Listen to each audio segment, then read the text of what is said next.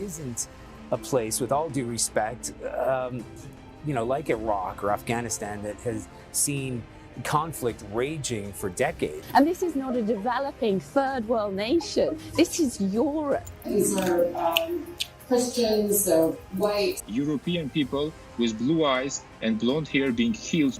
On parle pas là de Syriens qui fuient les bombardements du régime syrien soutenu par Vladimir Poutine. On parle d'Européens qui partent à leurs voitures qui ressemblent à nos voitures. Ukrainian war has exposed the hypocrisy of the West.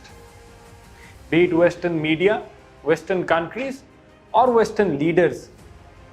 उनका दोगला चेहरा, hypocrisy, मुनाफकत, वो काफ़ी हद तक पूरी दुनिया को नज़र आई है। होता कुछ यूँ है कि हम देखते आए हैं कि सीरिया हो, लिबिया हो, यमन हो, इराक, अफ़गानिस्तान, कोई भी मिडल ईस्टर्न कंट्री हो या मुस्लिम ममालिक हों, उनके ऊपर जो वेस्टर्न हमले हैं उनको जायज़ कंसिडर किया जाता है, उनको समझा जाता रहा है कि शायद ये इट्स ओके। ये जो वेस्टर्न रिपोर्टर्स, जो कि न्यूज़ कास्टर्स हों, रिपोर्टर्स हों या ओपेड्स जो छप रहे हैं या कुछ भी है जो प्रॉपर वेस्टर्न मीडिया ने पोर्ट्रे किया है इस जंग के अंदर, वो जाहिर करता है मेंटेलिटी को, mentality of the white supremacy.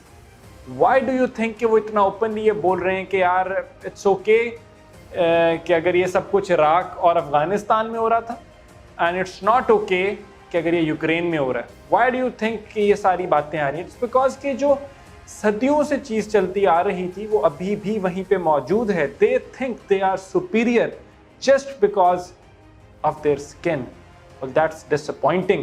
You're talking to us, Matthew. We're playing in the latest pictures of some of the refugees trying to get on trains or trying to get out of Ukraine. And what's compelling is just looking at them, the way they're dressed. These are prosperous, I'm loath to use the expression, these are prosperous middle-class people. These are not obviously refugees trying to get away from areas in the Middle East that are still in a big state of war. These are not people trying to get away from areas in North Africa.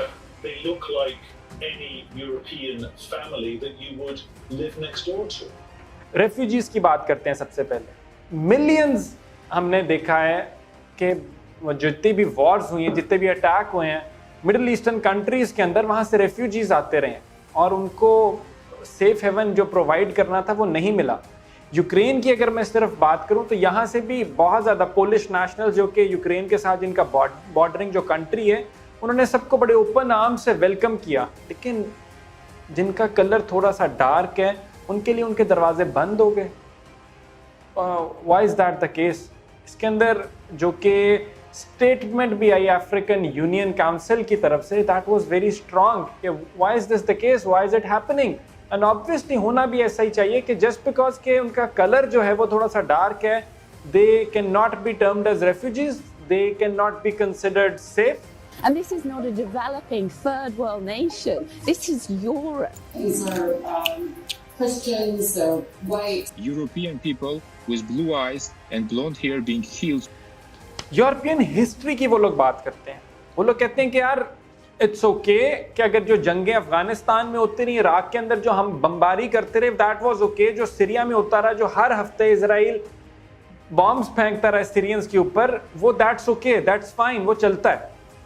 क्योंकि अब तो ये हमला Europe पे हो गया ना, तो बहुत बड़ी बात हो गई है। Guess what? यूरोपियन हिस्ट्री ज़्यादा टेंटेड है, यूरोपियन हिस्ट्री ज़्यादा गंदी है, ह्यूमन एट्रोसिटीज यूरोपियन हिस्ट्री में ज़्यादा हैं। हमारी इतनी हिस्ट्री दावदार नहीं है जितनी आप लोगों की है। वॉर्स की बात करनी हो, ह्यूमन राइट्स की वायलेशंस की बात करनी हो, कुछ भी करनी हो, it has always been the European Nations जो उन्होंने बढ़ चढ़ के ये फेस किया, एक्सपीरियंस किया है, and they have been at the forefront of it. So why is it the case now? क्या वो यहाँ पे आ रहे हैं और कह रहे हैं कि वो यूरोपियन कंट्री के ऊपर हमला हो गया, यूरोपियंस के ऊपर, जो कि शायद जिसका कोई वॉर से ताल्लुक कोई नहीं? You are absolutely wrong over there. You Europeans, the European nations, you have been at the forefront of wars since eternity. जितनी मर्जी पुरानी बात भी कर लें। अच्छा, एक इंटरेस्टिंग पॉइंटर है।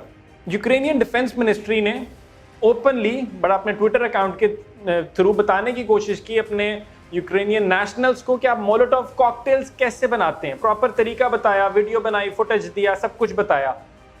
और and that's okay, they are defending their country, वो अपनी सोवरेनिटी को डिफेंड करने के लिए उनको आप तैयार कर रहे हो। Eight the same time Palestinian बच्चे 10-12 साल के अगर उठ के कोई पत्थर भी मारते हैं अपने दिफा के लिए तो they are termed as terrorist. उनको 10, 20, 30 सालों के लिए आप जेलों में डाल देते हो, आप लोग वैसे ही मार देते हो।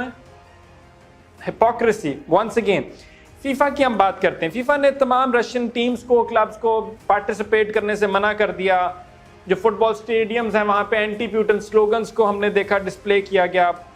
But why is it the case कि it's okay for football players to speak up about the Ukrainian crisis, but at the same time जब केल्टिक फैंस ने पैलेस्टीनियन फ्लैग्स को वेव किया था तो they were fined and they were warned to never do it again. What's the difference? Who defines these fine lines?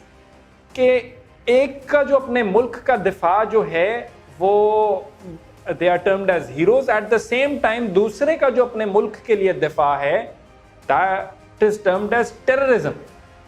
I do not know ये कहाँ से आता है, but खैर पता भी है। Who in the Lord's name does Putin think gives him the right to declare new so-called countries on territory that belong to his neighbors? They are fighting back, perhaps with more effect, with more resistance than the Kremlin had bargained for. Hypocrisy हम western leaders की बात करेंगे, हम Joe Biden की बात करते हैं सबसे पहले, because he has given out so many statements जहाँ पे वो शॉक्ड हैं कि how can a sovereign country invade another? आप कैसे कर सकते हो? Have you forgotten what you did to Iraq?